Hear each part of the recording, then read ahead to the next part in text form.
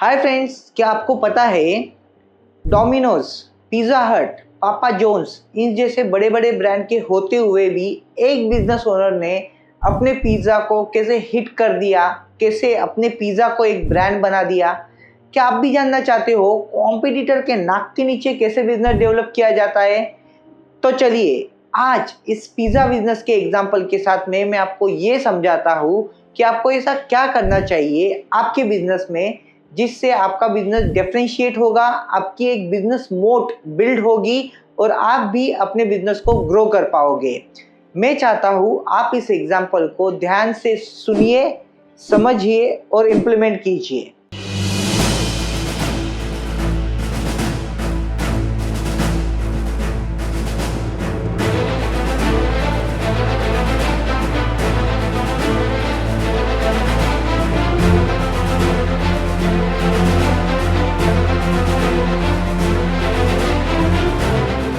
तो फ्रेंड्स, अगर आप अपना बिजनेस ग्रो करना चाहते हो तो डेफिनेटली आपको आपके कंपटीशन से कुछ तो हटके करना पड़ेगा। ऐसा ही हुआ ला पिनोज के ओनर मिस्टर सनम के साथ में। 2011 में वो अपना अच्छा खासा जॉब कर रहे थे आईटी सेक्टर में, और उनकी बड़ी स्ट्रॉन्ग इच्छा थी बिजनेस शुरू करने की। इस स्ट्रॉन्ग इच्छा के चलते 2011 में उन्होंने चंडीगढ़ में अपना पिज़्ज़ा आउटलेट ओपन किया। पिज़्ज़ा आउटलेट बहुत अच्छे से चल रहा था, पर उनको कुछ मिसिंग लग रहा था। उनको ऐसे लग रहा था उनके बिजनेस में वो एक एक्स फैक्टर नहीं है जिसकी वजह से उनका बिजनेस बहुत बड़ा हो सकता है या अच्छे वैल्यूएशन पे ग्रो हो सकता है। फिर उन्होंने रिसर्च करना शुरू किया, तब उनको ये समझ में आया कि काफ़ी वेस्टर्न कंट्रीज़ में जाइंट पिज़्ज़ा स्लाइस का कंसेप्ट है जो अभी तक इंडिया में डोमिनोज या पिज़्ज़ा हट जैसे कंपनीज ने इम्प्लीमेंट नहीं किया है। जैसे ही ये बात उनको पता चली, उनको एक और चीज़ समझ में आई कि बहुत सारे इंडियन फ्लेवर्स भी मिसिंग है पिज़्ज़ा में। जैन पिज़्ज़ा की तो बात ही छोड़ो। तो उन्होंने डिसाइड किया कि यहाँ से आगे वो इसी कंसेप्ट पे काम करेंगे, इसी कंसेप्ट को अपना बिजनेस मोड बनाएंगे। एक ऐसी चीज़ जो दूसरी और कोई कंपनी नहीं देती, वो इनकी कंपनी देगी।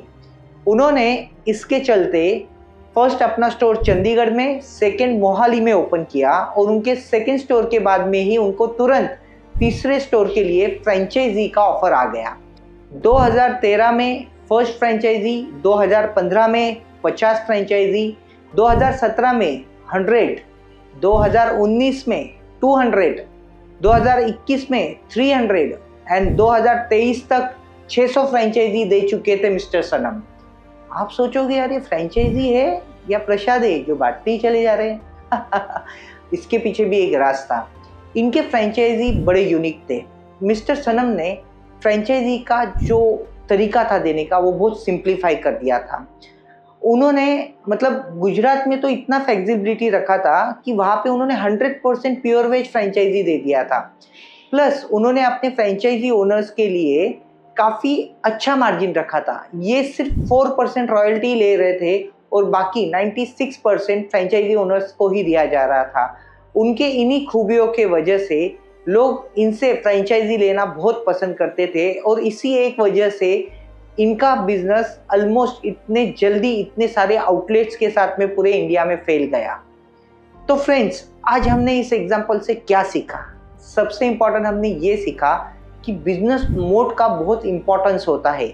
अगर हमें किसी बिजनेस को बहुत बड़ा बनाना है तो उसमें एक ऐसा यूनिक फैक्टर होना बहुत ज़रूरी है जो अपने कंपटीशन से हटके है।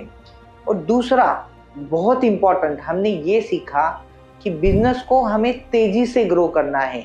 अगर हम स्लो तरीके से ग्रो करते हैं या हम बहुत ज़्यादा रिजिड हो जाते हैं अपने बिजनेस को लेके, तो हम लाइफ में कभी अपने बिजनेस को ग्रो नहीं कर पाएंगे। आपको भी इन चीज़ों का ध्यान रखना है जब आप अपने बिजनेस को ग्रो करेंगे।